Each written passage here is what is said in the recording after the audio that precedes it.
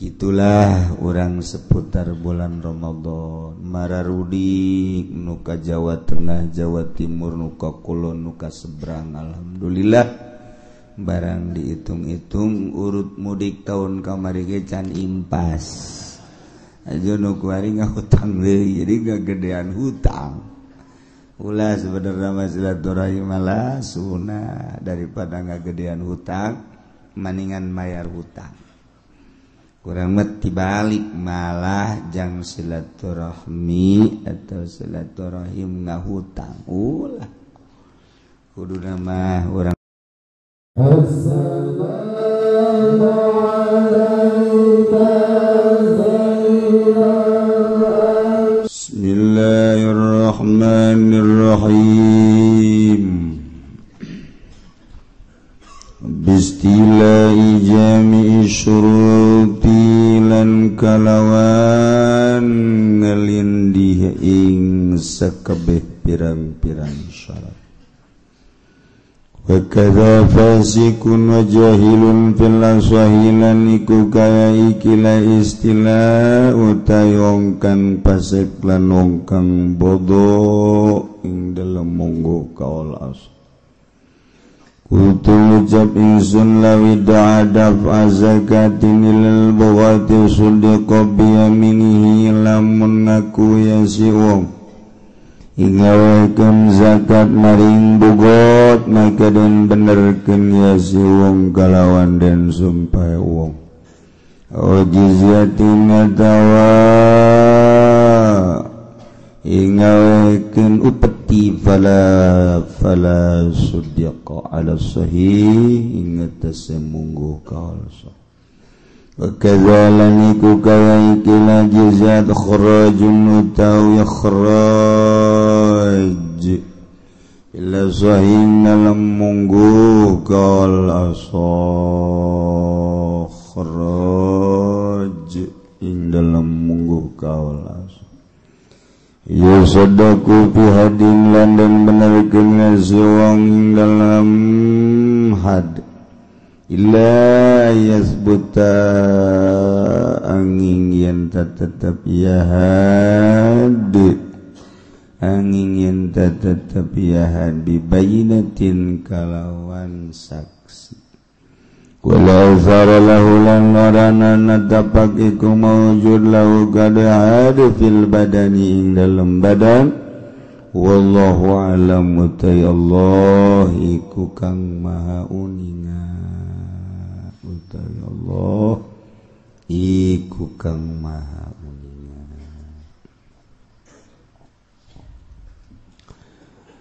Para jamaah kaum muslimin wal muslimat rahimakumullah. Alhamdulillah kalayan kersaning Gusti dina minggu ieu urang masih keneh dipaparingan nikmat ku Gusti Allah, nikmat sehat, nikmat afiat, nikmat panjang umur, leuwih-leuwih nikmat anu bakal mawa urang kana kanikmatan hakiki.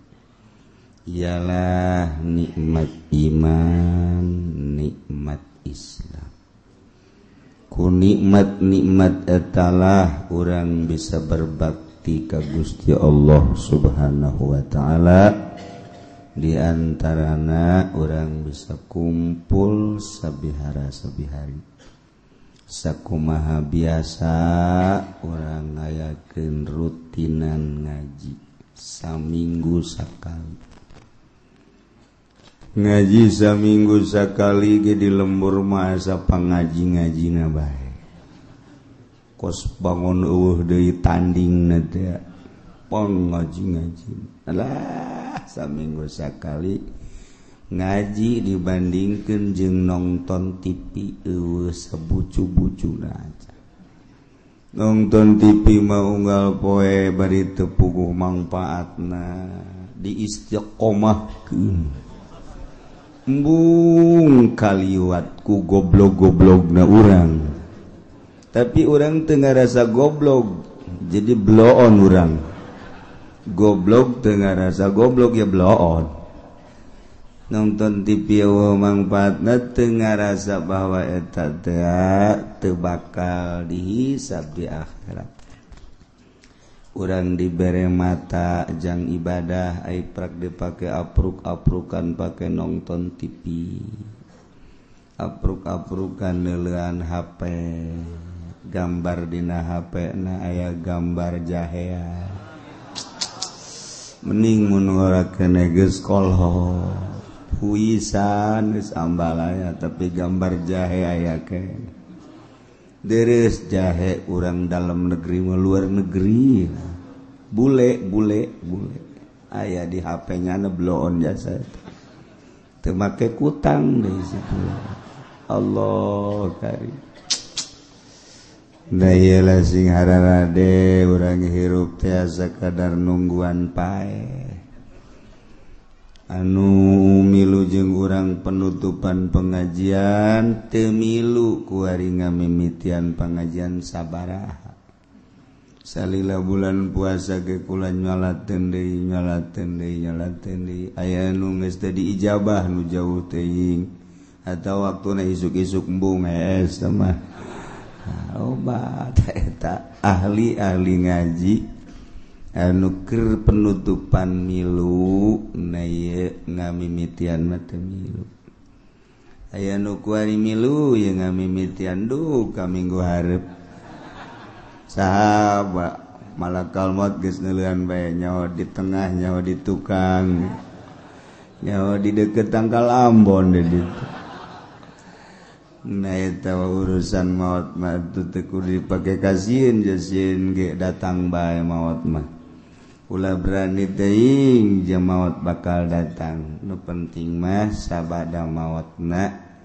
urang meunang ridho Allah Subhanahu wa ta'ala cengcelengankeun modal urang yakni umur pake berbakti itung-itung ku urang mata lobaan pake ibadah apa maksiat kitu keneh ceulik lobaan pake ibadah apa lobaan pake maksiat kitu keneh sungut lisan lobaan pake ibadah apa lobaan pake maksiat leungeun suku urang itu hasibu qabla an tuhasabu geura perhitungkeun ku urang meme urang dihitung dirinci jaga di akhirat kitulah urang bersyukur dina minggu ieu urang sakumaha biasa sejak ngamimitian deui ibadah bentukna ngaji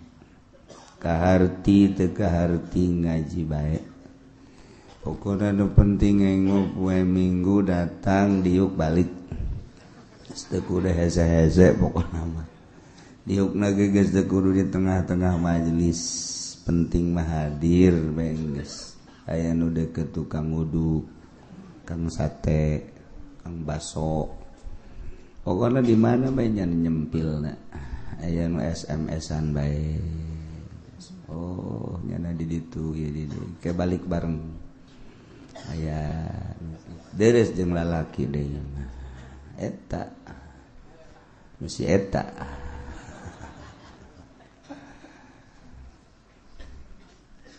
ternyata sanggeusna ku urang dianalisa ibadah urang di jero bulan Ramadan teh alhamdulillah aya peningkatan nu tadina urang teu tamat Al-Qur'an di bulan puasa mah alhamdulillah tamat aya nu teu bisa namatkeun tapi ngadengekeun mah ngadengekeun aya anu tamat 2 kali sabulan aya nu tamat 3 sabulan puasa teu pohara aya anu 4 kali wih lain lalaga bahkan aya nu laporan ka kula alhamdulillah kiai cenah kula sebulan puasa tamat 10 kali masyaallah bagus jasa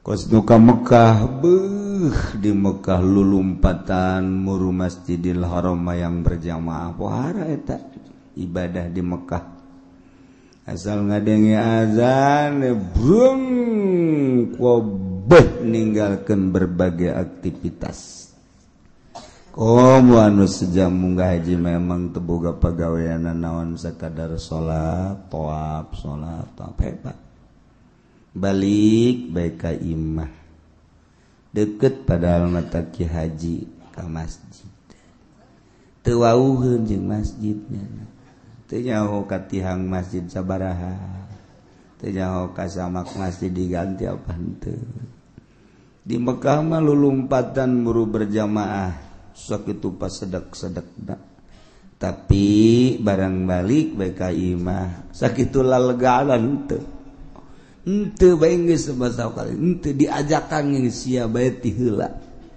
diajakan ge ente mawaan berarti teu Mekah bulan Ramadan kitu keneh beung di bulan Ramadan maca Quran teh wow pohara barang datang bae ka bulan Syawal wari ge Quran di mana bade teundeuna geus teh pokonya ikut ta urang teh ibadah teh kos kitu tah di Ramadan mah pohara jadi teu istiqomah tak kudu nama istiqomah di jero bulan Ramadan teh sok maca Quran Syawal ge maca Quran di bulan Ramadan taraweh bulan Syawal ge taraweh terus yang dikepung masyarakat sih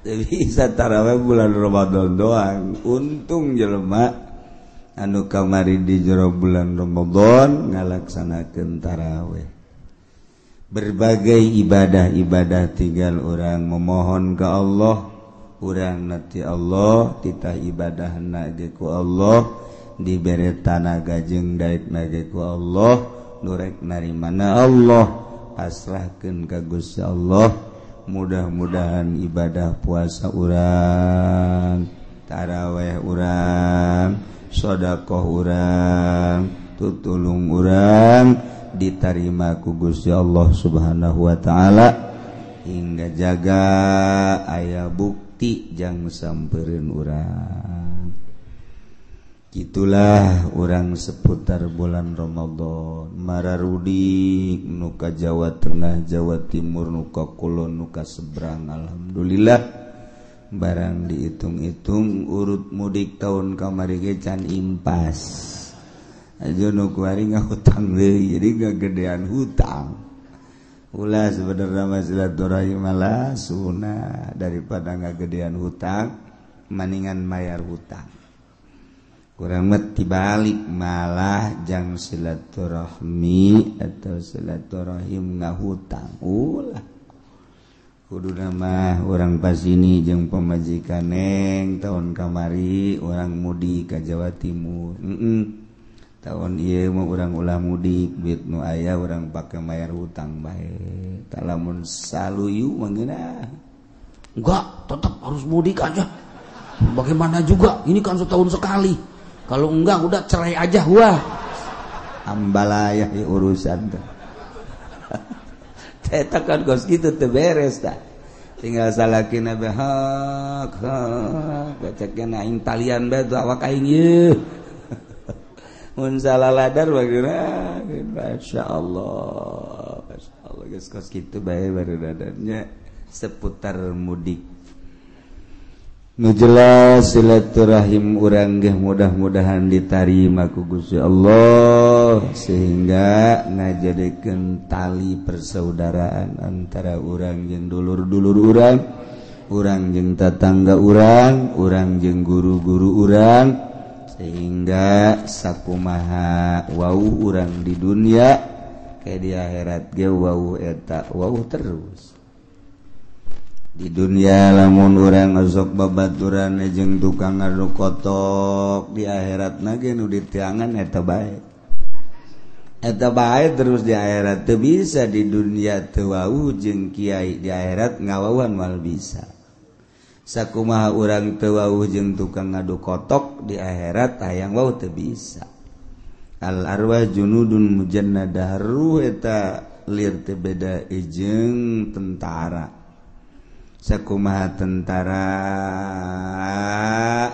grup-grupan, sakumaha tentara sesuai jeung balok-balok, baret hejo, baret beureum, bintang hiji bareng ngahiji jeung bintang hiji, bintang 2 ngahiji jeung bintang 2, bintang 3 ngahiji jeung bintang 3, bintang 7 ya para ruyeng. Eta hiji. Ya, tah jadi urang di dunia jeung saha kawau jeung saha babarengan, di akhirat ge eta deui bae. Junudun mujannadah, masyaallah. Kuari urang sejak di jero hate urang dek ngamulayan ibadah ka Gusti Allah. Sakumaha biasa ngaji selain minggu di lembur masing-masing ge digiatkeun pengajian-pengajian. Nu di masjid, di mushola, di majlis ta'lim mulai dikosongkeun lantaran serangan-serangan di luar ku ari pohara jasa. Wahabi terus-terusan ngalengitkeun kunut, ngalengitkeun usolli. Riweuheun Wahabi mah aya nu kunut. Padahal di pasar Kemis bageus teu kudu diriweuh-riweuh boro-boro kunut subuhna ge henteu. Teu kudu diriweuh-riweuh nya kudu ngariweuhkeun kunut atuh. Subuhna ge geus henteu. Bejakeun ka Wahabi, udah jangan bingung-bingung gitu. Pangkas dengan subuh-subuhnya. Bingung-bingung nya nama subuh geus urang mah teu aya subuh isuk-isuk. Lain dina waktuna. Ditanya kurang sia sholat subuh isuk-isuk jipan aing hees. Pan hees mah teu wajib sholat. Di mana ya kitabna hees wajib sholat tuh? Pinter teh budak. Oh emang ge keur hees wajib sholat tuh. Oh kitab buat ijazah ge malah. Jago teh budak ngajawabna. Aing sudang atuh aing sholat. Hebabna qoboan. Itu ke pasing-pasingkan ku Gusti Allah. Jadi alhamdulillahirabbil alamin. Urang ngayakeun kegiatan ngaji di lembur ge digiatkeun ku ari sebab ieu Syiah terus-terusan. Salah cenah kiai eta Syiah teh panjang dongengna ke urang bahas dina kesempatan-kesempatan. Nu jelas Syiah nu aya di urang mah teu pati beres. Wahabi cenah salah teh kiai ai salah jasa teu ngan kurang pati bener. Ai salah jasa teu ngan kurang pati bener eta Wahabi. Naye sing ade di urang mah Tangerang, Bogor, Serang, Pandeglang, Rangkas Bitung, Lebak termasuk alhamdulillah Sunni yakni ahli sunnah wal jamaah solid. Aya ge pepeletekan Wahabi Muhammadiyah Persis lah teu dianggap aya kosnu eueuh. Geus direncanakeun deuk asup ka wilayah provinsi Banten serangan Wahabi jeung Syiah. Atuh aya adapun nyana deuk dararatang atuh sabodo tinggal urangna be ulah goyang. Sakitu bae geus kajeun nu goyang mah di Karawang bae. Urang ulah goyang-goyang biasa bae. Ya teh jadi tegeran akidah urang sing hade. Anak urang sing hade, incu urang sing hade, urang mah nuturkeun guru urang nuturkeun guruna, guruna nuturkeun guruna sampailah ka para tabiin, sampailah ka para sahabat, sampailah ka Kangjeng Nabi Muhammad sallallahu alaihi wasallam. Ulah pungkal pengkol sing hade geus puguh kitabna. Geus puguh pelanggeranana urang menyekelan kitab Salafus Shalihin. dimodernkeun boleh-boleh bae urangna nu milu modern akidah mah ulah dimodernkeun agama ulah dimodernkeun urangna deuk milu modern silakan bae sok bae sakadar jang cacampuran urang supaya ulah aya ketimpangan modernkeun awak urang tapi akidah jeung agama mah teu bisa dimodern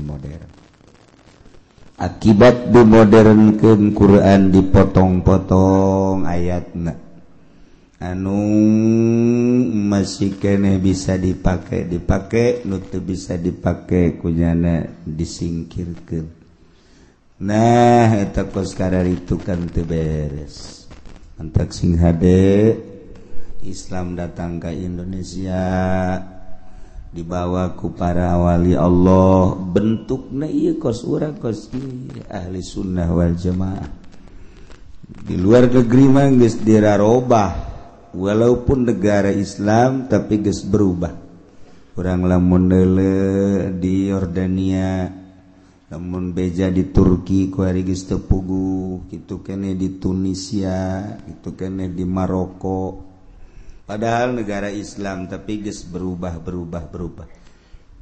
lebih di Indonesia mah masih utuh loba kesulitan deuk ngarobah Sunni nu aya di Indonesia ieu berkat fadl Allah Subhanahu wa taala geus berbagai-bagai dirobah-robah tetapi tetap masih kuat keneh bae tinggal sing hade urang nungguan maut besi rubah-robah naudzubillah komo datang ka asup Kristen menauzubillah min zalik wa min zalik ngagelok ka Wahabi ge naudzubillah min zalik wa min zalik teh urang teh keur ngabahas tentang bugot tentang pemerintahan anu teu disetujui ku rakyat atawa pemerintahan anu keur didemo ku rakyat maka di tengah-tengah nyaritakeun bugot ki musannif hadzal kitab nyaritakeun tentang ngadirikeun negara ngadirikan pemimpin di negara urang mah negara Republik Indonesia demokrasi tetap kudu aya pemimpin presiden ngaran nu alhamdulillah mimiti Bung Karno kemudian Bung Harto mantas Soeharto sakedeung B.J. Habibie tas Habibie teka caritanya nakuar di mana ayana kuletik meureun teu kanyahoan ganti mantas Habibie ku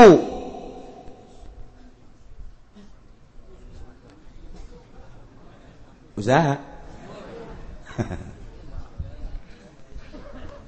geus ku Gus Dur, Megawati, kemudian atuh SBY, ku ari mah presiden urang. Deuk kumaha ge tetep presiden urang eta teh. Deuk pantes, deuk teu pantes. Presiden urang adalah Jokowi. Kudu diakui eta presiden urang deuk kumaha ge atuh deuk kumaha deui. Sakitu ge deres bisa seuri keneh nya. Artinya presiden urang eta. Kajeun ku kumaha ge presiden urang. Dirasakeun ku urang setelah ganti presiden, weh, dolar naik melambung. Perekonomian ku ari keur ngarayap. Perpolitikan urang mun nyaho di jerona bakal sieun ngan lantaran teu nyaraho biasa bae urang nu mantak aya bagus teh urang bodoh teh jadi tenang-tenang wae urang teh ku bodoh padahal di jerona mun dideuleu ku urang aya naon sih di Indonesia lantaran kok prajurit Amerika turun ku hari aya di Bali kok Cina bercokol di urang kok aya di negara Timur Tengah nu ka urang kok aya sababara pemimpin nu asup ka negara urang aya naon di negara Indonesia ieu dek dikumahakeun jeung dek dikawanakeunana urang teu nyaho bodoh ngaranna ku bodoh jadi tenang kalem-kalem bae urang bodoh teh atuh salat ge bodoh mah tenang bae Allahu akbar kumaha teh kumaha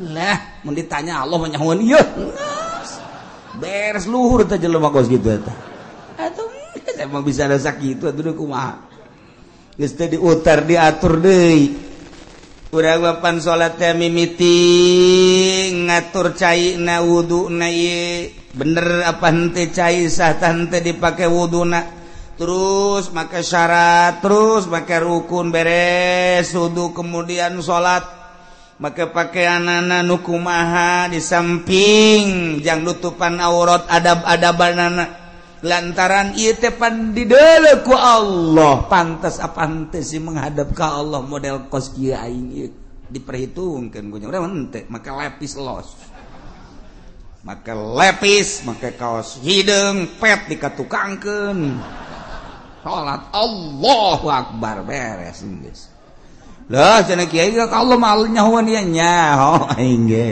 naon bedana sia jeung kenek nu mundurkeun mobil ieu beda tuh sia hareup ka Allah ka Allah mah teu kadeuleu ieu kumaha teh sia mah teu kanyahoan ieu ku teh sia mah sakitu ayana tuh sakitu bae tapi lamun urang bisa ndeuleu make mata hate ngadenge make ceuli hate isin salat model kos kitu teh henteu mah teu nana adab nu eueuh ieu tah urang teu perti kunaon eta bodoh ku bodoh tenang-tenang bae biasa bae mun teu salat likum-likum beres ngarokok geus teu babacaan teh lah tulis Allah mah nyahoan nya dalil ngan eta dong Allah mah nyahoan masalah bodoh jadi tenang geus di akhirat da ge atuh nu bodoh ngaranna ge tenang bae kana mah di akhirat kalem bae di akhirat mantep ngeunaheun jadi bodoh al-amila madzhabalah nu bodoh geus teu puguh nyikut nanti tepuku jukit kumaha madhabna bae kadang kos urang kos ahli sunnah kadang kos Muhammadiyah kadang kos Persis kadang-kadang kos itu tuh bodoh ngaranna gitu tah eta bodoh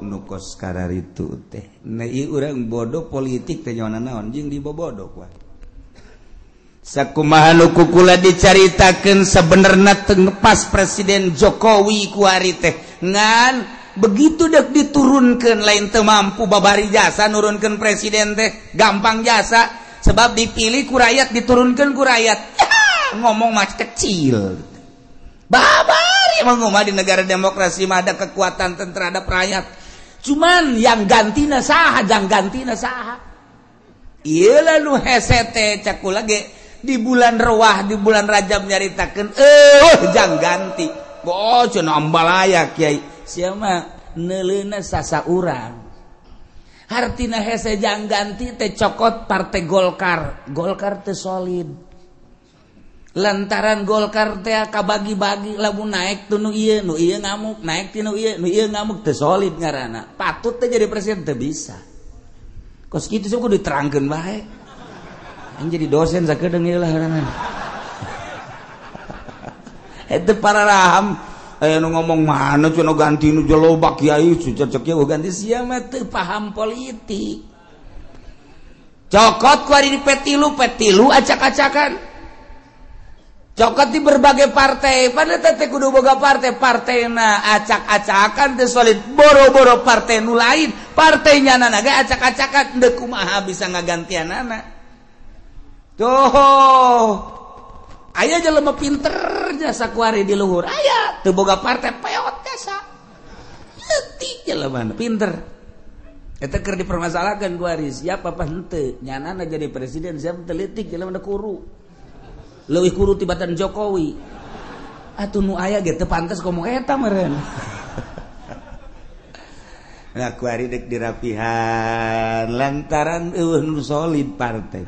Berarti kan aya nu main nu jago di Indonesia nu ngacak-ngacak partai. Geus diperhitungkeun gunyana lamun ieu partai solid engke bakal ngehajar diacak-acak heula gunyana. Sehingga partai nu solid hese jang ngagantianana. Kos gitulah seputar negara eta kakarak global.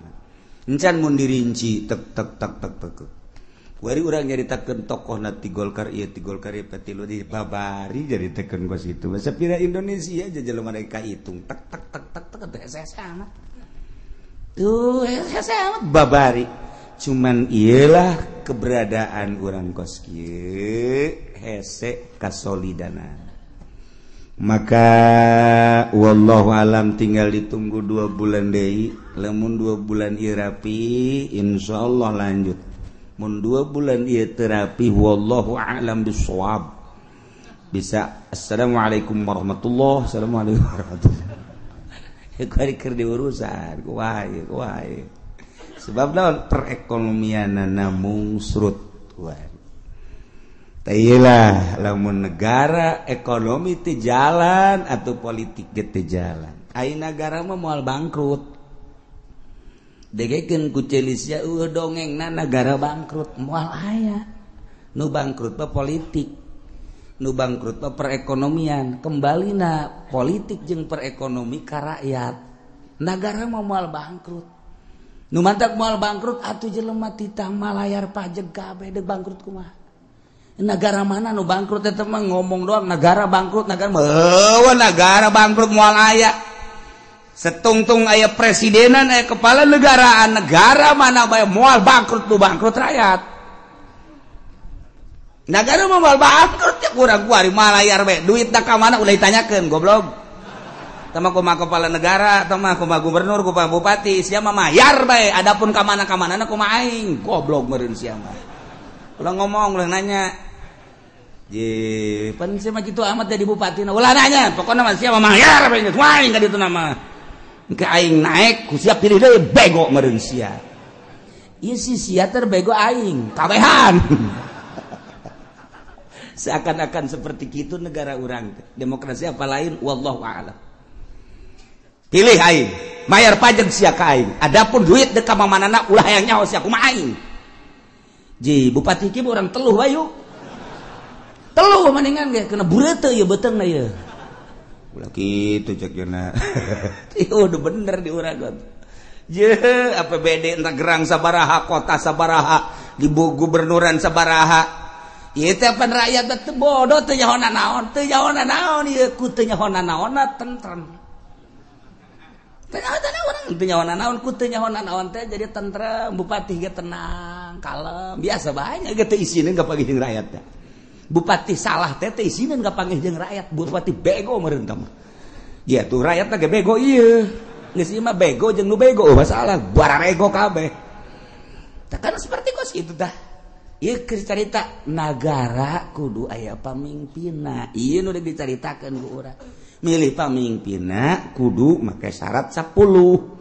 Hiji syaratna jadi presiden, jadi gubernur, jadi bupati teh kudu musliman agama Islam. Nomor kedua mukallafan kudu mukallaf ulah edan ulah budak leutik. Tilu huron kudu merdeka ulah abid. Opat zakaron kudu lalaki ulah cewek. 5 kudu bangsa Koresian eta teh hartina mah nu boga pemikiran nu kuat. Nomor kagenep ka-7 kagenep adlan kudu nu adil boga pertimbangan secara syar'i. Nomor ka-8 nomor ka-7 mujtahidan kudu anu mantap ijtihadna otakna brilian. Nomor ka-8 sujaan gagah jadi pemimpin mah. Ketika aya nu neko-neko nyana dihareup kan gagah ngaran. Urang jadi boga pemimpin puluh ya pleter resep. nomor ke-9 zaroin nu ngabogaan pemikiran anu istimewa cemerlang lantaran ieu teh negara di jero negara luar biasa jelema teh lobana berbagai-bagai keayaan kehidupan manusia nu aya di negara tah kalangan elit kalangan setengah elit kalangan anu non elit rakyat jelata ieu kan beda-beda eta teh kapan di bawah naungan presiden carana kumaha jangan majukeun kelas elit carana kumaha jangan majukeun kelas tengah elit kumaha jangan majukeun rakyat eta teh kudu boga pemikiran anu cemerlang zaroin wasamin jeung kudu boga dedengean ulah torek boga presiden torek hese abasorin jeung boga dedeulan wanutkin jeung boga ucapan bisa ngomong etalah syarat jadi pamimpin sahna jadi pamimpin teh nomor kahiji bil baiati di baiat yani baiatu ahlil hilli wal aqdi minal ulama'i war ru'asai wa wujuhin nas dipilih jadi pamimpin teh nu milihna ahlul hilli wal aqdi ulama-ulama pemimpin-pemimpin, tokoh-tokoh masyarakat nu milihna jangan maju ke negara berarti nu kudu boga wawasan kaharep dek dikumahakeun ieu negara ulah ini peot dituntun aki-aki gagah nya aya aki gagah emang pen ini peot aki-aki gagah aki-aki titah milih nu buta titah milih dan lain sebagainya nu gering teu nya teu boga wawasan ulama nu titah milih teh jeung ulamana lain ulama Golkar ulama bangsa di sugak sogok ieu mah ulama nu boga wawasan kaharep ieu nu milih teh jang supaya engke nagara dek dikamanakeun dek dikumahakeun pemimpin-pemimpin kitu keneh tokoh-tokoh masyarakat hasilna karak engke saha anu terpilih jadilah presiden di beat dipilih ku urang kabehan nomor kedua jadi pemimpin teh bistikhlafil imami ku dijadikeun khalifah ku seorang imam seorang presiden ngajadikeun khalifah lantaran nyana geus kolot daya pikir geus kurang nyana nyiapkeun jang pamimpinan nu geus digodog ku nyana geus dipersiapkeun jang mimpin negara dikamasankeun ka para tokoh tanya tentang politik tanya tentang ekonomi jeung budaya coba ge nyana geus mempersiapkeun ieu lah tokohna saksian ku para tokoh di urang memeureun di parlemen nah ieu lah kula dipersiapkeun maka saat ieu kula ngalimpahkeun kawadagan kula wah naon kitu ngaranna jabatan kula terhadap seseorang nu kula dipercaya ieulah makanya na mundur ieu naik atawa nyana wasiat mun kula paeh ulah kasasaha jabatan teh ieu bae sipulan Sayyidina Abu Bakar Siddiq radhiyallahu anhu nyana geus wasiat kula maot pemimpin ulah sasaha deui ialah Umar bin Khattab geus ketika Sayyidina Abu Bakar Siddiq maot geus teh kudu hese deui langsung Sayyidina Umar naik nomor kedua nomor katilu ieu nu ku urang keur dibahas wa bistila'i jami syurut sah jadi presiden bistila'i jami syurut ku ngalindih kana sakabeh pirang-pirang persyaratan syarat nu 10 aya di Kizaid sementara presiden nu aya kurang ngalaksanakeun persyaratan atau kurang persyaratan tinu 10 andai kata presiden terpilih teh jelema nama muslim, jelema nama mukallaf, jelema nama merdeka, jelema nama lalaki. Ngan ternyata tina 10 ternyata ra'yuna nu kurang cemerlang. Ketika ditanya tentang bagaimana perekonomian di negara urang, nyana teu ngabogaan wawasan. Jangan majukan perekonomian di negara eta. Sementara aya batur nu hebat. Batur nu hebat. Khalid misalna anu nyana siap untuk mengatur tentang perekonomian jeung perpolitikan dibandingkan nu terpilih jeung nu ieu ebatan nu ieu nyana ngayakeun kukumpulan. Mun di urang mah eta demonstrasi teh melalui kekuatan rakyat nu jadi ujung tombakna adalah mahasiswa untuk digulingkan presiden terpilih lantaran geus mempersiapkeun calon presiden nu leuwih hebat. Istilah karena ulah digulingkeun mah digulingkeun tapi calon presidennya can aya engke keberantakan negara. Teu meunang. Negara teh anu mantak teu meunang dipimpin ku budak leutik lantaran budak leutik mah teu bisa mempersatukeun bangsa. Boro-boro jang batur pugunyana ge encan bisa ngisang-ngisang acan. Budak leutik teu meunang mimpin negara. Nomor kadua cewek. Wanita teu meunang mimpin negara lantaran lamun dipimpin ku awewe pan bisa dengan menyeng doang. Menyeng teh ceuriknya nama. Boro-boro ku rakyat, boro-boro desakan-desakan manusia kakarak ti salakina bae nya geus bisa ngajawab.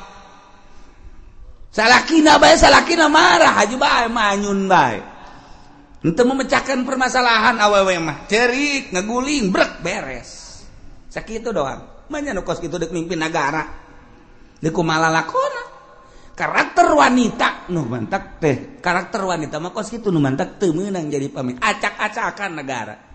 Ketika negara urang dipimpin ku Megawati, urang mah bodoh teh nyaho naon padahal nu coplok ieu sabaraha pulau.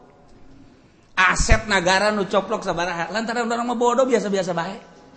Kalem-kalem bae mun urang menelusuri ka jerona Masya Allah aset negara sabaraha anu acak-acakan jeung nu beak pulau sabaraha anu dijual urang mah teu nyaho lantaran bodoh kos kieu lah eta lah wanita. Lamun urang nyaritakeun tentang keberadaan negara urang dipimpin ku Soeharto mah biasa bae hutang bisa ditutup dipimpin ku Bung Karno mah komo maju negara teh. Rarasaan urang mah teu maju padahal maju. Komo dipimpin ku Belanda baleuwih maju. Lamun urang nyaritakeun kemajuan negara Indonesia dipimpin ku Belanda jeung ku negara urang, ku urang masing-masing kemajuan ku Belanda.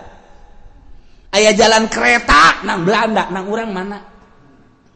Aya jalan nembus rodi, kerja rodi baheula. Oh, jalan provinsi nang Belanda, nang urang mana?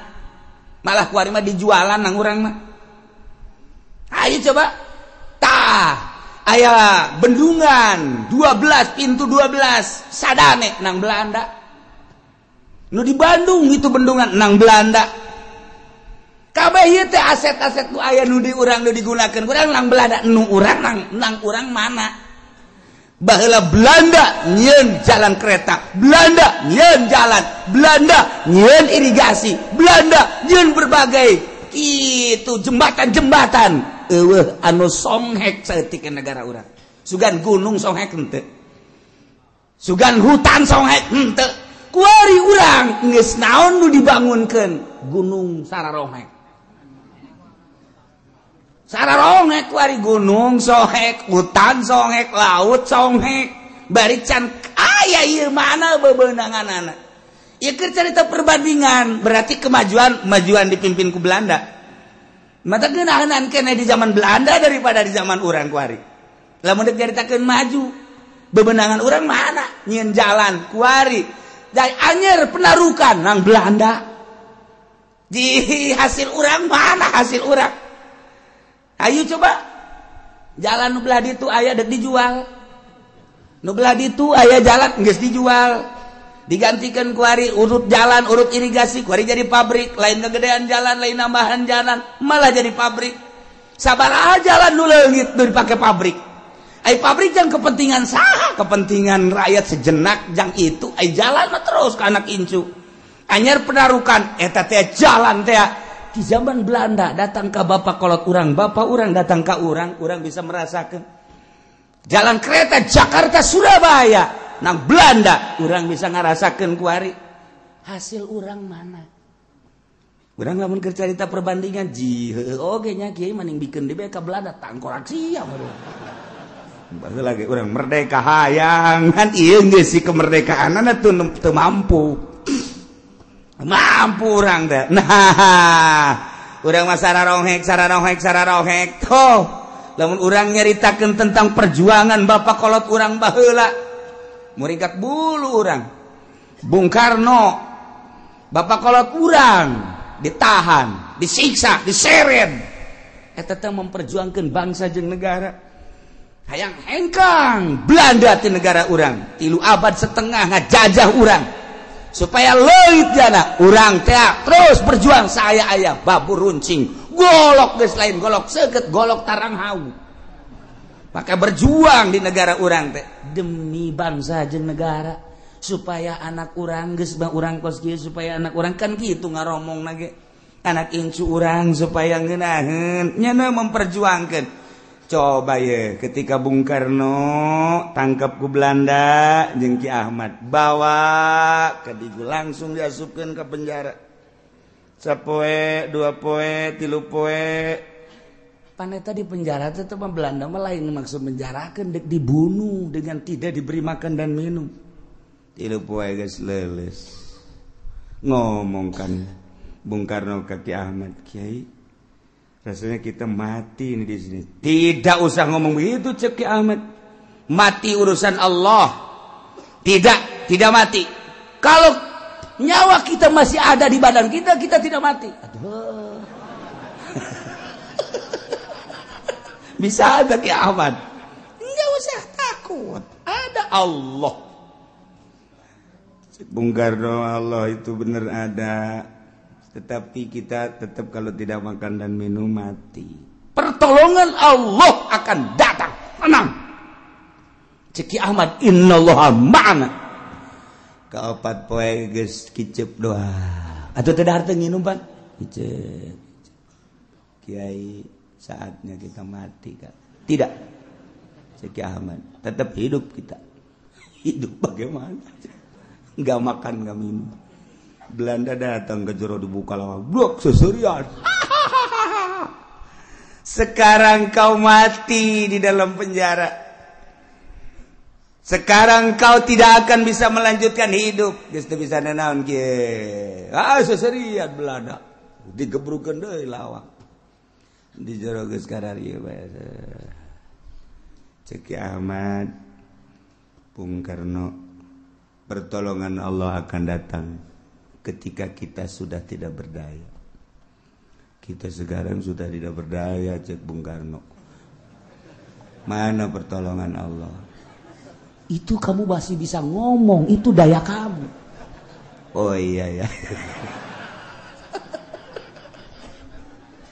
Baheula bae eta memperjuangkan negara datang ke kitu coba. Kalau masih bisa ngomong berarti masih ada daya dan kekuatan. Ketika kita sudah tidak bisa apa-apa, baru pertolongan Allah datang. Kali mau poe geus bisa nanaon. Kararieu bae. Mencak urang mau ana pertolongan Allah sebentar lagi.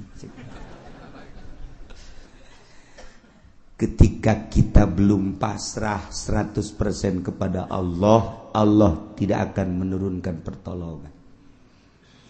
Pasrahkanlah diri kita 100% kepada Allah. Jangan ada perasaan, kekuatan, daya di diri kita. Semuanya milik Allah. Ceki Ahmad kan gitu. Pasrahkan semua kepada Allah. Nanti pertolongan Allah datang. Bung Karno geus kieu bae. Mesti ngomongnya. Mesti dahar teu nginum.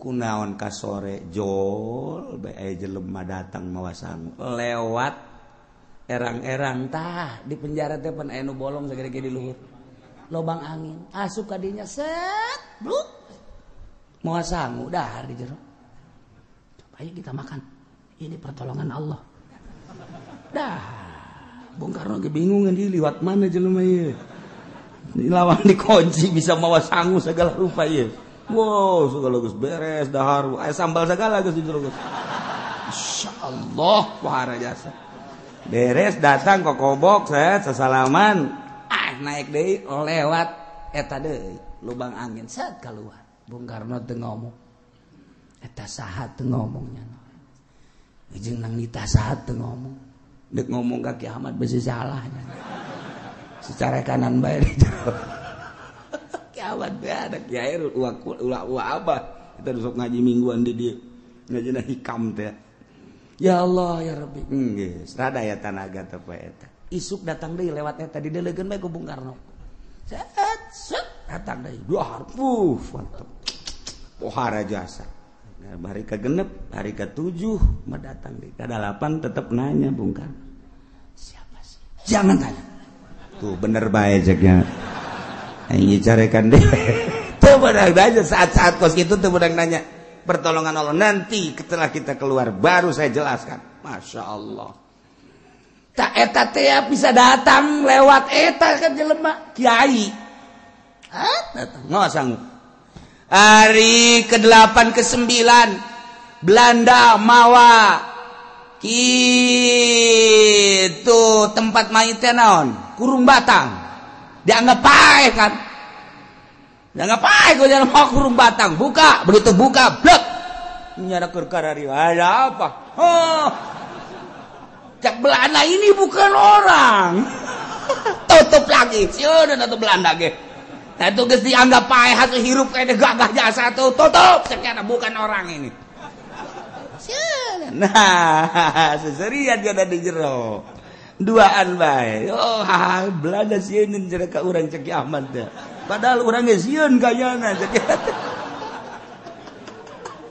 negara dek jadi pemimpin negara pohara jasa digencet kapan didigul teh tapi kan meleset jelemana blek ka Jakarta nu digencet nama hanya tangkal cau coba eta bisa kos kitu nah setelah diperiksa dek di bredel kieu dek dipaehan disiapkeun tadi mah kurung batang kuari mah stem disiapkeun begitu asup ka dia langsung tembak bae geus Belanda orang jelemana milu keluar jalan nu tadi set berangkat kabeh Belanda kaget kemana dia kemana bingung Belanda yang bisa keluar lewat lubang itu mah bukan orang setan Belanda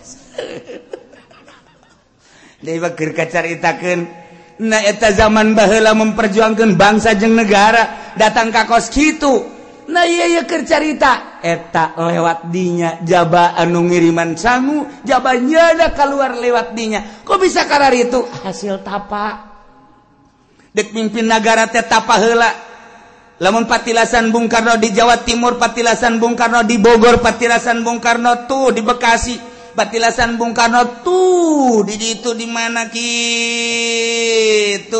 di Ciherang patilasan Bung Karno di dia di Banten tapa Bung Karno mun urang nyaritakeun Padang aya patilasan Bung Karno urang nyaritakeun Aceh aya patilasan Bung Karno etalah endek mimpin sebuah negara tapa heula tah dipimpin ku jelema nu tapakan ngeunaheun urangna sebab naon beraninya ngeunaheun adapun kadituna urusan jabatan dan lain-lain sebagainya eta mah geus macem-macem geus kaditu tapi eta lain lalagaan bisa asup kadinya eta si kiai saha nu asup ka lawang eta tah ka naon gara-gara lubang angin moal sangu set kiai urang Tangerang kiai datang ka dia set beres dah mah dibejakeun kiai oh, langsung udah banyak.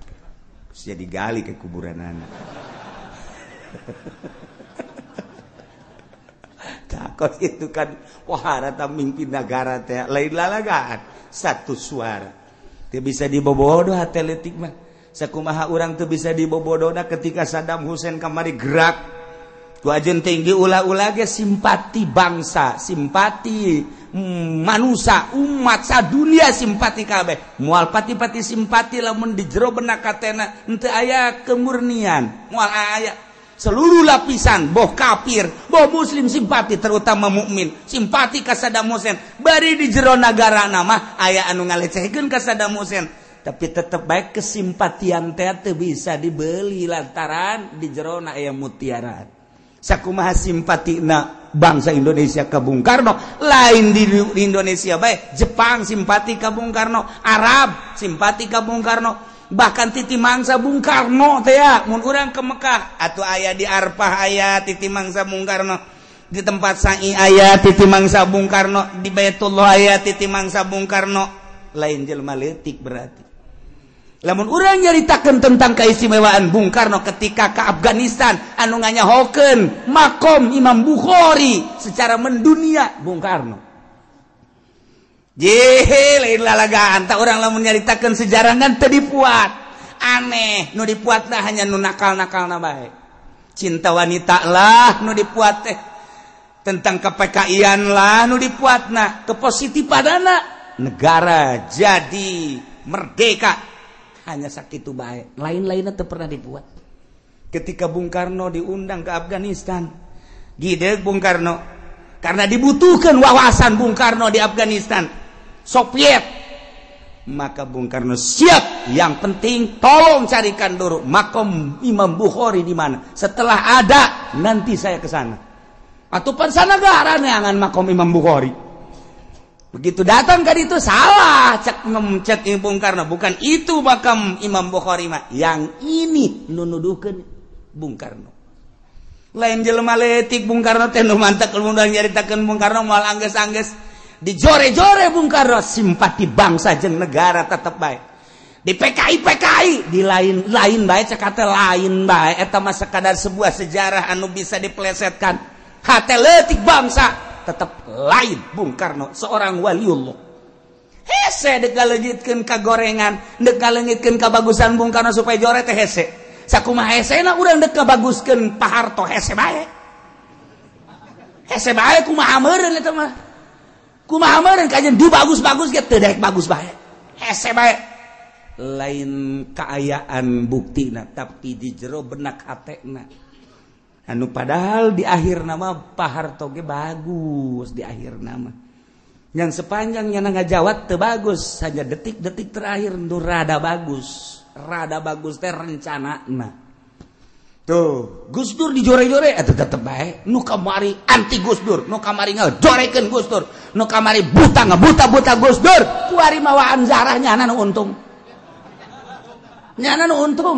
nu kamarina ngaulah-ulah ngang buta-buta je Gus Dur ya kuari yuk kita zarah yuk gesan je tolol teh jelema teu bisa dibobodoh artina hate leutik namanya nana ge ngabuta-buta ge eta mah ngan sakadar muatan ngan sakadar aya kepentingan ketika berbicara dari hati nurani nyana ge mengakui atau boro-boro di dalam negeri luar negeri di Amerika sorangan mengakui keistimewaan Gus Dur di Jepang di Arab di berbagai mau di Mesir jeung di Baghdad mah atuh nggak istimewakeun ka Gus Dur adapun jelema nu ekstrim atuh sepanjang masa kitu bae mantek urang wari-wari mun magahan ngaji ulah dianggap bahwa ka urang teh haju manut kabeh ka urat nurun kabeh bisa tukangeun malobaan kana tersebut biasa bae atuh antepkeun ke kanyahoana mah jadi akhirat ieu